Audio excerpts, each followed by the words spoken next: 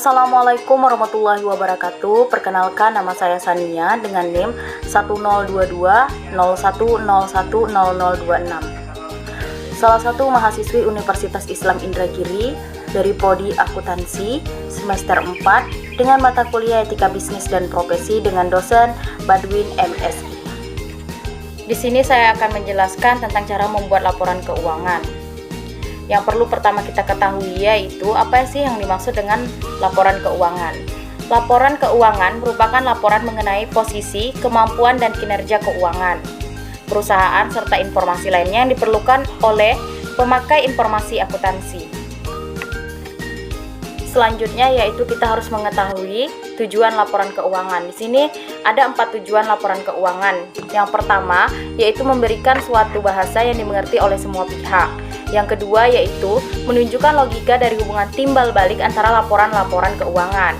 Yang ketiga yaitu memperkenalkan beberapa prinsip keuangan yang pertama. Yang keempat atau yang terakhir yaitu menetapkan pentingnya arus kas yang akan datang sebagai fondasi untuk mengukur nilai sekarang atau present value dan nilai yang akan datang future value suatu organisasi.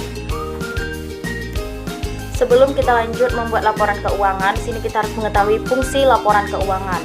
Yang pertama yaitu menyediakan informasi yang menyangkut posisi keuangan yang terdiri dari aktiva, kewajiban, dan ekuitas. Yang kedua yaitu menyediakan informasi mengenai kinerja serta perubahan posisi keuangan suatu perusahaan yang bermanfaat bagi pemakai informasi akuntansi dalam pengambilan keputusan. Baik, selanjutnya yaitu kita ke bagian dari laporan keuangan. Laporan keuangan ini tersendiri terbagi menjadi 5. Yang pertama yaitu laporan laba rugi, laporan perubahan modal, neraca, laporan arus kas, dan catatan atas laporan keuangan. Laporan laba rugi sendiri adalah yaitu laporan yang mengikhtisarkan pendapatan dan pengeluaran perusahaan selama satu periode akuntansi, yang biasanya setiap 1 kuartal atau 1 tahun. Perubahan modal perusahaan yaitu menggambarkan peningkatan atau penurunan aktiva bersih atau kekayaan selama periode yang bersangkutan berdasarkan prinsip pengukuran tertentu yang dianut dan harus diungkapkan dalam laporan keuangan. Neraca adalah salah satu laporan keuangan untuk disajikan kepada para pengambil keputusan yang mempunyai tujuan umum atau general purpose. Selanjutnya yaitu laporan arus kas. Dikelompokkan menurut 3 kegiatan utama yaitu yang pertama aktivitas operasi yang meliputi laba bersih, depresiasi, dan perubahan dalam aktiva lancar dan kewajiban lancar di luar kas dan utang jangka pendek. Yang ketiga yaitu aktivitas investasi yang meliputi investasi atau penjualan aktiva tetap. Yang ketiga yaitu aktiva pendapatan yang meliputi kas yang dihimpun selama 1 tahun berjalan dengan menerbitkan utang jangka pendek, utang panjang atau saham. Catatan atas laporan keuangan harus disajikan secara sistematis. Setiap pos dalam neraca, laporan laba rugi, dan laporan arus kas harus berkaitan dengan informasi yang terdapat dalam catatan atas laporan keuangan. Catatan atas laporan keuangan meliputi penjelasan naratif atau rincian jumlah yang tertera dalam neraca, laporan laba rugi, laporan arus kas, dan laporan perubahan modal serta informasi tambahan seperti kewajiban, kontingensi, dan komitmen. Selanjutnya yaitu saya akan menjelaskan unsur laba rugi. Unsur dari laba rugi itu sendiri yaitu pendapatan penjualan dikurang biaya operasi, dikurang pendapatan biaya lain-lain sama dengan laba bersih sebelum pajak. Laba rugi itu sendiri terdiri dari bagian laporan keuangan, 1 periode akuntansi, unsur dan beban pendapatan, laba rugi atau bersih. Baik, selanjutnya saya akan menjelaskan unsur-unsur neraca. Unsur-unsur neraca itu sendiri terbagi menjadi 3. Yang pertama yaitu aset, yang kedua pasifa, dan yang ketiga modal. Aset itu sendiri yaitu aktiva lancar invest, jangka panjang, aktiva tetap, aktiva tak berwujud. Pasifa yaitu kewajiban lancar, kewajiban jangka panjang, sedangkan modal yaitu kewajiban finansial. Neraca itu sendiri tersusun menjadi bagian laporan keuangan, 1 periode akuntansi, dan posisi keuangan akhir periode. Sedangkan ekuitas yaitu daftar yang sistematis, perubahan modal, dan 1 periode akuntansi. Arus kas yaitu uang kas, masuk atau keluar, dan aktivitas perusahaan. Catatan atas laporan keuangan itu sendiri yaitu laporan keuangan, penjelasan naratif, jenis laporan keuangan lain, informasi tambahan lain, dan disajikan secara wajar. Baik, di samping ini saya akan menampilkan sebuah contoh Cukai Lab Trouble desain laporan laba rugi bulan berakhir 30 April 2018. Di mana laporan laba rugi ini terdapat dua akun. Yang pertama yaitu akun pendapatan dan akun beban. Di mana akun pendapatan di situ adalah pendapatan jasa 8.500.000, sedangkan pendapatan beban yaitu beban sewa komputer sebesar 600.000, beban sewa kantor sebesar 1.100.000, beban gaji sebesar 1.200.000, dan beban lain-lain sebesar 400.000.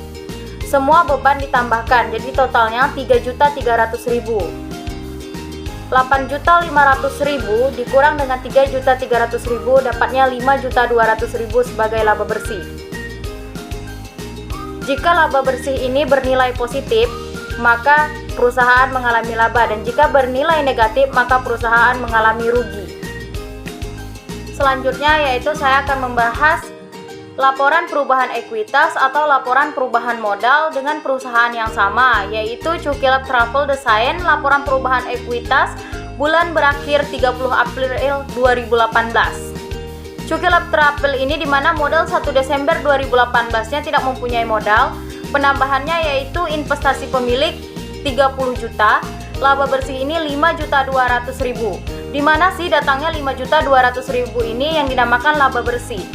Yaitu kita ambil dari laporan laba rugi yang telah saya jelaskan, yaitu sebesar 5.200.000. 30 juta ditambah 5.200.000 maka totalnya 35.200.000. Pengurangannya yaitu penarikan atau pengambilan pribadi atau yang dimaksud dengan prepay yaitu sebesar 2 juta. 35.200.000 dikurang dengan 2 juta yaitu 33.200.000, yaitu adalah modal bersih 31 Desember. Selanjutnya yaitu kita akan membahas neraca dengan perusahaan yang sama yaitu Cukai Lab Trouble desain neraca 31 Desember 2018. Dimana di sini kita menggunakan kolom bentuk T. Yang pertama yaitu dimana di sebelah kanan ada akun aktiva dan sebelah kirinya yaitu kewajiban dan ekuitas. Dari aktiva itu terdiri dari beberapa akun. Yang pertama yaitu kas senilai 19.900.000, piutang 2 juta, supply 500.000 dan tanah 11 juta. Ditambahkan totalnya semua yaitu 33.400.000. Sedangkan di bagian kewajiban atau ekuitas yaitu terdiri dari akun hutang usaha. Hutang usahanya di sini hanya 200.000.